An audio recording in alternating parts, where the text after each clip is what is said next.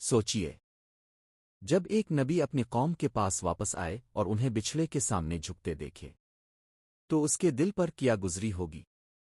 جب حضرت مسکواں طور سے واپس آئے تو انہوں نے اپنی قوم کو دیکھا کہ وہ سنہری بچھڑے کے سامنے جھک رہے ہیں۔ یہ منظر دیکھ کر موسیٰ کا دل غم اور غصے سے بھر گیا۔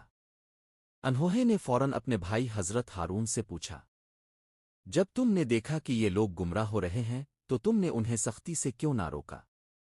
ہارون نے عاجزی سے جواب دیا، اے میرے بھائی، لوگوں نے مجھے کمزور سمجھا اور قریب تھا کہ مجھے قتل کر دیتے۔ میں نے چاہا کہ اب کے آنے تک صبر کروں۔ پیر مس نے سامری کو بلایا اور کہا، اے سامری، یہ تو نے کیا کیا؟ سامر نے جواب دیا کہ میں نے وہ چیز دیکھی جو دوسروں نے نہیں دیکھی، پھر میں نے ایک مٹھی ڈال دی اور یوں یہ بچھڑا بن گیا۔ مس نے فوراً حکم دیا کہ اس بچھڑے کو جلا دیا جائے اور اس کی راکھ دریا میں بہا دی جائے، تاکہ بنی اسرائیل کو ہمیشہ یاد رہے کہ جھوٹے معبود کی کوئی حقیقت نہیں۔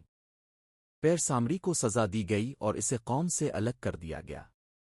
واقعہ ہمیں یاد دلاتا ہے کہ انسان اگر اللہ کو چھوڑ دے تو کبھی کبھی سونے کے بچھڑے کو بھی خدا بنا لیتا ہے۔ اگر آپ کو انبیاء کے ایسے ایمان بڑھانے والے واقعات پسند ہیں تو ویڈیو کو لائک کریں، چینل کو سبسکرائب کریں اور کمنٹ میں لکھیں تاکہ مزید قسطیں آپ تک پہنچ سکیں۔